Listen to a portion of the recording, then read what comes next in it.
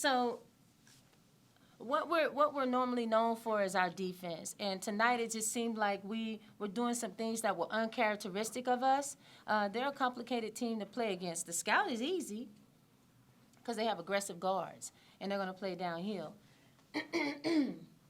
But what makes it complicated is they tax your discipline.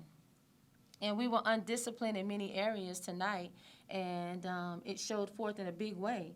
They had big scoring quarters. 21 twice, 17-1. The worst quarter they had was the first quarter. And I felt like that's when we really played our best defense. But then we fell apart some way, somehow, as the game progressed.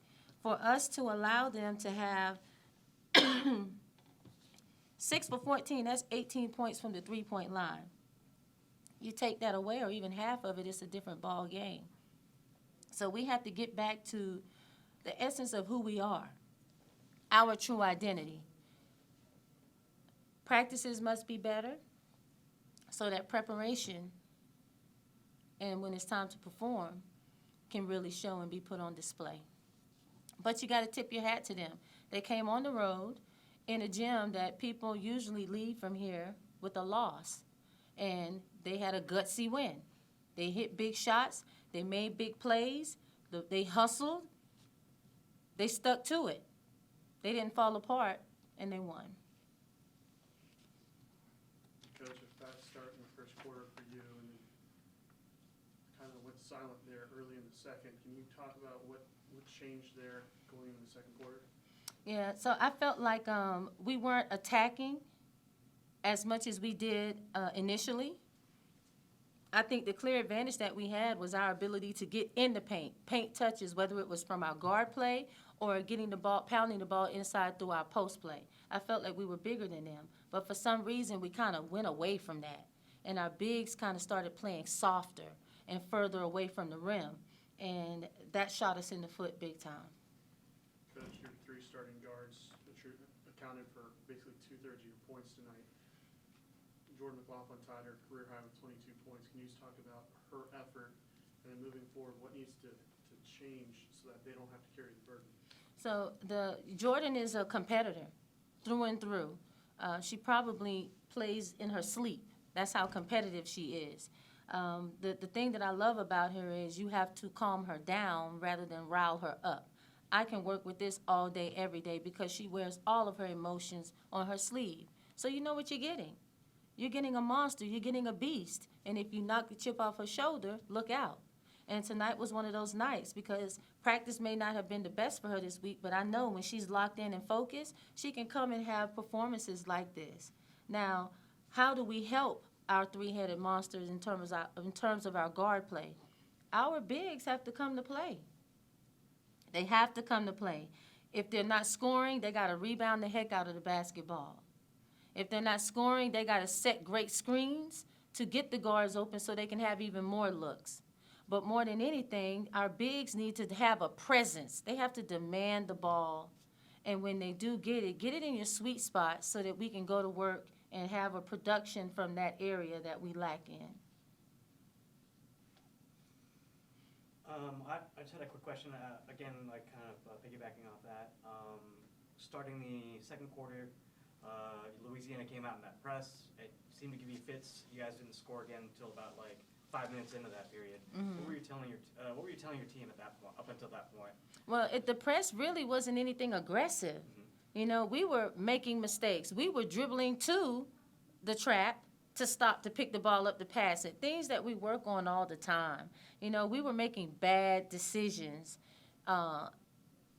against a press that isn't aggressive to turn you over. It's more so to kind of work the shot clock. So now when you get across half court, now you have less time to play with. It kind of breaks your rhythm.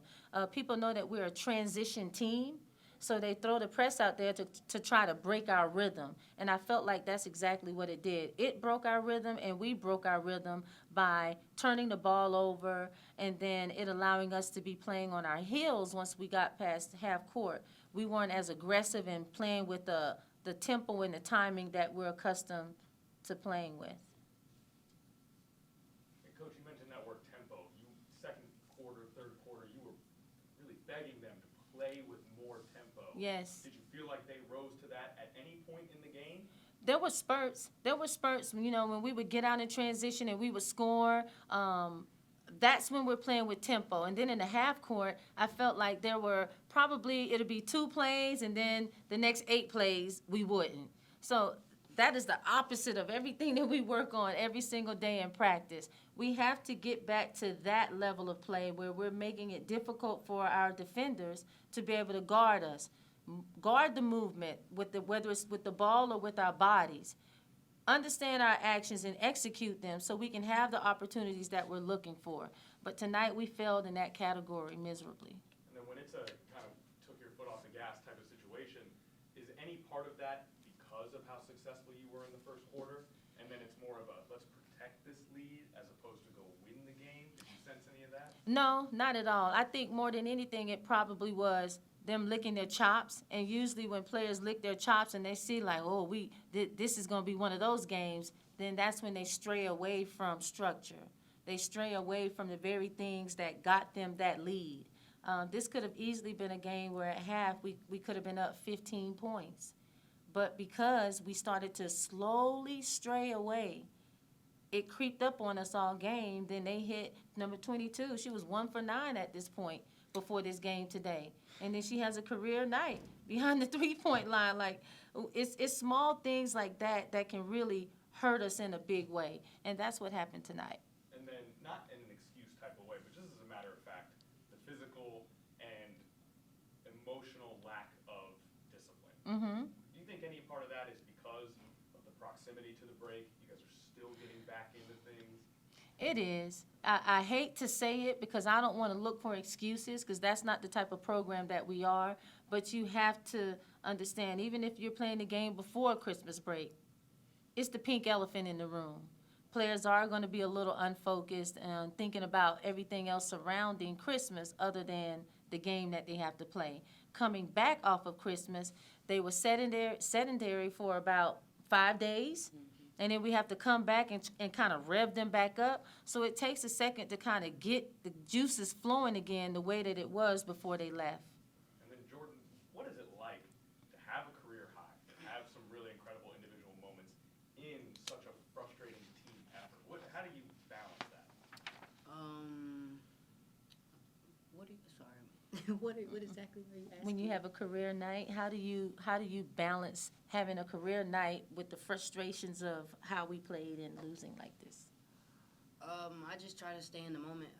Honestly, I don't think about it. I just try to think about what my team needs and just try to go from there, honestly. And then when your coach talks about how it's a lack of discipline, and you know that both as a point guard and as a leading scorer, part of your job is to lead this team. Do you plan on going forward changing anything about how you approach maybe some of your teammates in game when you notice some of this happening? Absolutely. I just told him before we left that I'm going to lead the team, and anything I have to do, I'm going to do it. And I tend to let myself get caught up in mental games and things that don't need to have my attention, and that's not fair to them. So I plan on putting 110% of my focus onto them and what we need to do to move forward. Coach, Yes. late in the game when it's 30, 40 seconds on the clock, they're up by 7, 6. Are there any talks on the bench about potentially going to Nikolova to cut it in half or chop the lead down with a quick 3?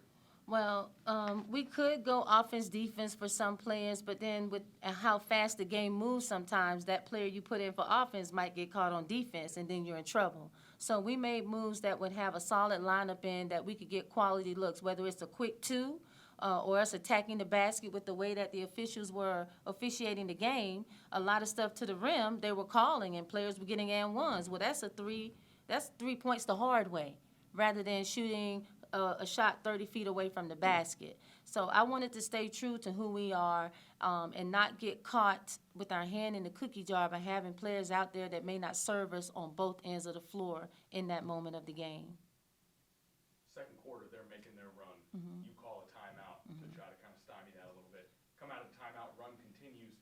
You don't call another one. Is that more so, I can't just burn more of these right now, or is that at some point they got to figure it out there? It's a little bit of all of that, but I also know my team. And the way that this team is that they've shown me, we had to win a lot of games in late game situations. So you need your timeouts in those moments. So I burned one to try to get us on the same page. I trust my veterans on the floor to be able to have the conversations and take the information I've given and apply it in the moment.